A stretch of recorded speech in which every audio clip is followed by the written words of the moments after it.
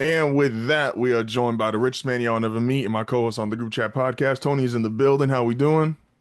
What's up, man? Bye weeks are so much less stressful on the soul. It's a wonderful time. You just watch football and not have to worry about your team fucking it up. So we normally always talk about In theory, in in theory. theory, the Chief man, look, we'll get to the Chiefs in a second. I want to start, obviously, respect your college opinion more than my own. Been a lot of talk last 24 hours. College football playoff bracket has come out, and I've heard from a lot of people, ESPN FS1, there's been a lot of issues with the placement, where the seating fell in. Where do you fall in as far as you think the committee did a good job, bad job, and who would be your favorite as of today? No, they did a good job. Funny enough, so especially for this to be the first version of this expanded playoff. The teams that should have made it. You can argue strength of schedule and resume and blah blah blah, but the teams that made it beat the teams that were on their schedule, and they lost fewer games compared to the teams that didn't make it. And when you look at it all, you say, hey. SMU absolutely should have got in over Bama. Like, I feel like anybody who doesn't think that is an Alabama fan or just somebody that's in it for the names and not the actual play. This Bama team was not that good. They lost some inexcusable games. The Vanderbilt game, cannot lose that game. Cannot lose that Oklahoma game to this Oklahoma team that's just downright not good. Um, yeah, like they put themselves in a situation. For me, I looked at it and I said, if I'm Ole Miss or if I'm Miami, I'm more so upset at myself because if I'm Ole Miss, I blow the Kentucky game at home, I blow the LSU game, I blow the Florida game. All games where I had the lead late or where or I had just had the better team going into it, and I had a chance to win. I had a chance to win. Or if you're Miami and you lose to what they lose to? They lost to Syracuse. You lose to Syracuse the week before the conference championship game. Like, you just can't do that. And so I look at it, and I think the committee did a fine job in picking the 12 teams that they selected. And if you're a few other teams that got left out, you gotta be beating yourself up. You cannot look for the committee to bail you out from your mediocrity. Valid. And who's your title favorite to start? Oregon. I don't see none of these teams beating Oregon. If I'm being real, I just don't see it. I think if Carson Beck, I don't know his health situation. If he can go for Georgia, because I think Oregon and Georgia are on a collision course right now. Georgia has not played in a sense to the Georgia standard that we're used to over the last few years, but I just think that they have the best coach in all of this, in Kirby. They come in pound for pound with some of the best talent. So I think Oregon and Georgia are on a collision course, but I don't see anybody being able to beat this Oregon team because they're probably the only team in this that can play any style of football you want to play. If you want to air it out, we can air it out. If you want to run it all day, we can run it. If you want to make it sloppy and make this 14-10, we can play that game too. Um, they're well rounded. They got the quarterback. The defense is really good. They historically can always run the ball. So I don't see any of these teams beating Oregon. That's crazy. Oregon that good after losing a franchise quarterback. It's wild out here. So transitioning now to the NFL. I'm good. I'm, Transi- I'm not. I can't. transitioning transitioning to the NFL. I started to show off today with Chiefs fans and Chief defenders in media. You got to pick a stance because there's a lot of people that are on the side of the fence of, well, the Chiefs just know how to win. Oh, they're just clearly better than every team in the NFL.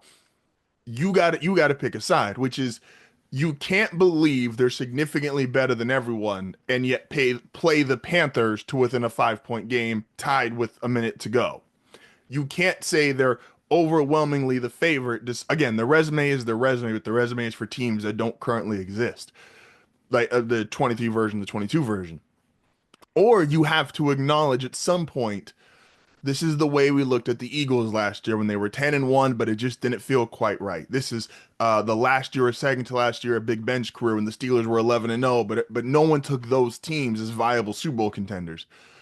Mahomes is obviously Mahomes. Reed is obviously Reed. I think the biggest kept secret in the world is everybody has seen Travis Kelce's decline, and because stats of a tight end and offense, we've seen that. I don't think people have paid enough attention to Chris Jones is not the Chris Jones he's been the last 4 or 5 years. Where do you stand on the Chiefs week 14? They're 12-1. Where do you stand on them about to head into the playoffs? Do you think they are to be respected as one of the best teams in the NFL or the best team? Or are we all just convinced every other fucking team loses that game when you doink it off the fucking upright? That was outrageous. That's an outrageous. I just they did that, and then people came on TV this morning and had the audacity to say they just find ways to win. I'm like, so you're telling me the kicker kicked so badly that he was like, I'm gonna aim for the part where this is a miss 90+% of the time, but that's just no one had a win anyway. Your go, bro. What are the Chiefs? Interesting stat I saw last night on Twitter, and I'm sorry for who it belongs to, but if anybody that is listening comes across it, this is where I got it from. So the Chiefs are 5-0 in the last 5 weeks, and in those 5 games, the team with the ball last had the chance to go down and kick the game-winning field goal. The Chiefs were on. The Chiefs were. I think they had the ball or were on the other side of the ball like 3 of those times. So like they're not only getting the makes, but they're getting the misses too, and that's very funny to me. Um, I think going into the playoffs as we approach what about 4 games left, Hmm. you got to respect them as one of the best teams because they're winning these games. You don't have to respect them as the best team because they're clearly not the best team. Like they're probably not the second best team. So like as two-time defending champs with the best quarterback, the best quarterback we got in the game today, at least from a resume standpoint, it Hmm. it they deserve that. They're owed that. I think going into this playoffs, I probably still have them at the top because like shit, they have not shown that they're going to lose these games. And if it comes down to them or Buffalo, if it comes down to them or the Ravens or the Chargers or something like that, or the Steelers, if it comes down to them versus these teams, it's like who has the guy that's going to make the least mistakes? They do. Who has the coach that is going to make the least mistakes from an adjustment standpoint? They do. Who has more luck? Probably them. It's probably much more That's closer. It's much more closer when it comes to them and the Steelers, but they have two of the three, so hmm. they can get away with it there. But we just have to. We'll have a chance to see all of this play out. Those people that feel like the Chiefs just know how to win and they just get it done. Sure, like sure, whatever. But if you feel as though this is luck and it has to run out at some point, sure. Maybe it just Yeah. don't. Maybe it just don't. Maybe they just get lucky to a three-peat. Like we don't know, but we'll be able to see it. But I think with this, we don't have to like overreact and say, "Oh, the Chiefs are just the best and they just know how to win and they can do no wrong." And we don't have to say, "Oh, this is a fraud team can't that's just lucking this all out and this shit is a fluke." Like it's somewhere in the middle. It is somewhere in the middle. The No. defense is not what we thought it would be coming into the season. It isn't as dominant if you look at the kind of underlying numbers, but Hmm. they're holding teams. They're doing what they're supposed to do. They're doing what they're supposed to do. They're not allowing explosive plays. They're not putting their kind of limited, not even kind of, they're not putting their limited offense in a situation where they got to go out there and put up 35, 40 points. Hmm. The offense is making plays and they're supposed to make the plays. That's the name of the game is to win at the end of the day. But if you were to ask me now, where would I put this team as we head into the playoffs? I would still have to put them at the top because they have given no reason to feel like they can't still win a title. No, it's valid. I think if the rest of the season didn't exist, and I know this And is that and before you go, bro, they're on their third kicker. no, they're Chris Collinsworth did everything to jinx him. He was like, "Look, they're on the third kicker. Look, I saw him pregame. It was kind of funny. Bro brought up 30 seconds for the kick. He's like, "Hey, yo, do you know they didn't sod the field today?" And I'm like, "Why do you know any other team that is announcer jinx, all this stuff?" I think what made last night interesting is to give the Chiefs some credit. And I said this earlier. It was both parts. So That 3rd and 7 throw to Kelsey, that's the team you're scared of. That's the team that just keeps making plays, you know, breaks the defense back, whatever analogy you want to use. And you know that exists as long as Mahomes and Reed are together. And Kelsey, while he's not who he's been, that chemistry still counts or something. But then you have like the field goal the way it went in, and because we have the rest of the season, like at some point this starts to turn over. Variance just doesn't work this way for one team forever. A few more things here before you get you out. Uh, you were right. I've lived in some fear for the last 2 weeks that the Red Sox are going to pull together some money and offer Juan Soto a real contract. I'm now convinced. I believe everything I saw online, which is they offered him 15 years, 50 million, and just said, "All right, let's see what happens." LOL. Juan Soto signs with the Mets, 15 years, $750 million.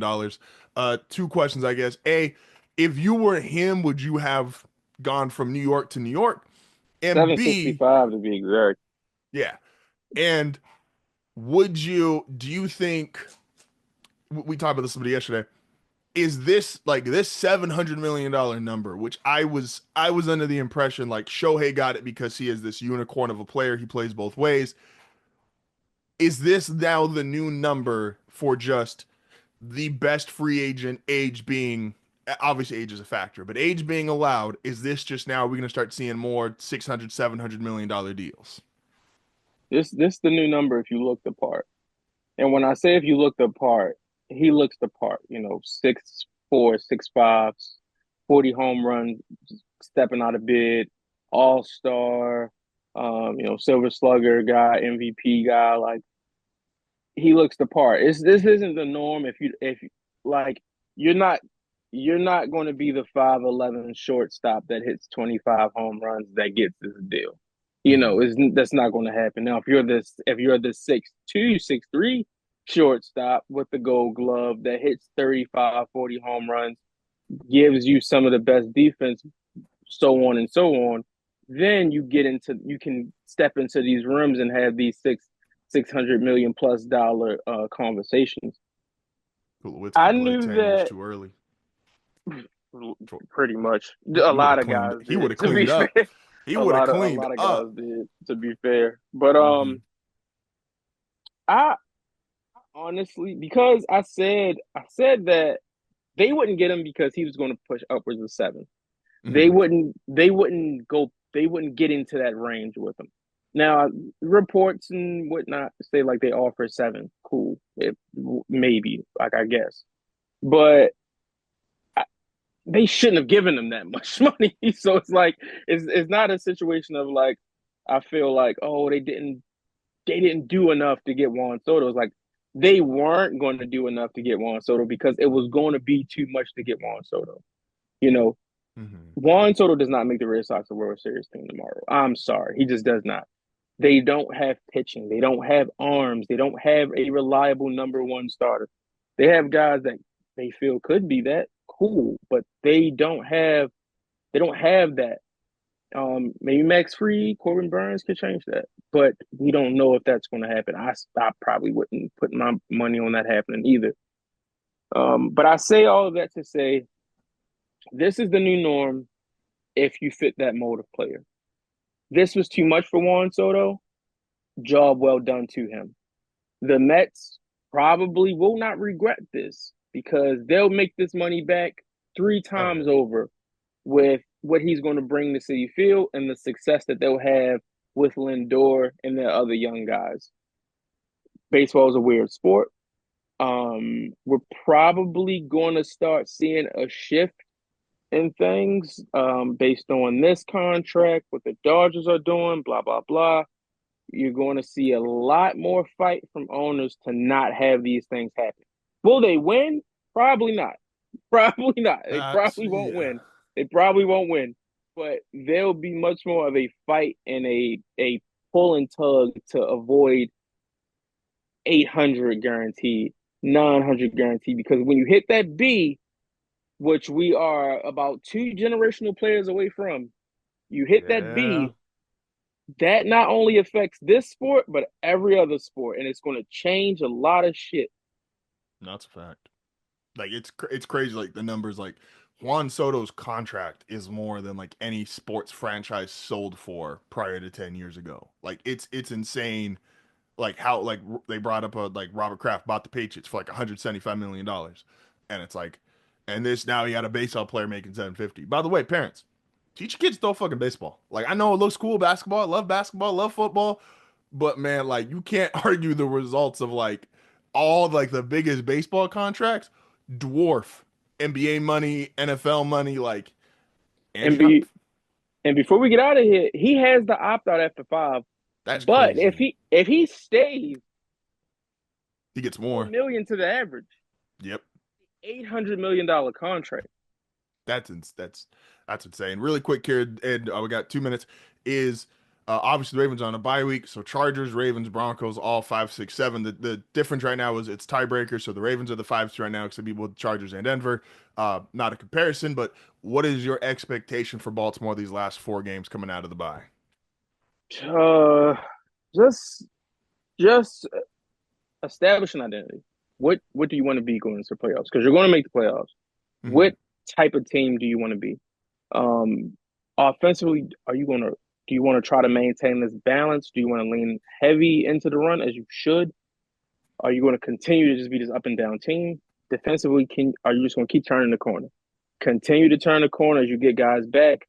Health gets better for you. That's the benefit of the late buy. As much as it sucks, it does help in that sense. So, Mm-hmm. can the defense keep turning the corner? Just establish consistency. They'll probably finish 3-1 in these last 4 games. I don't know which one they'll lose. I don't know which ones they'll win. They'll probably finish 3-1. Just show some consistency and get into a groove as we head into January. No, 1,000%. 7 playoff teams in the AFC are pretty much guaranteed unless someone just totally falls apart and Miami keeps up the winning streak. But appreciate you, man. As always, don't forget to check them out on the Group Chat Podcast. We'll see you next week, bro. Peace.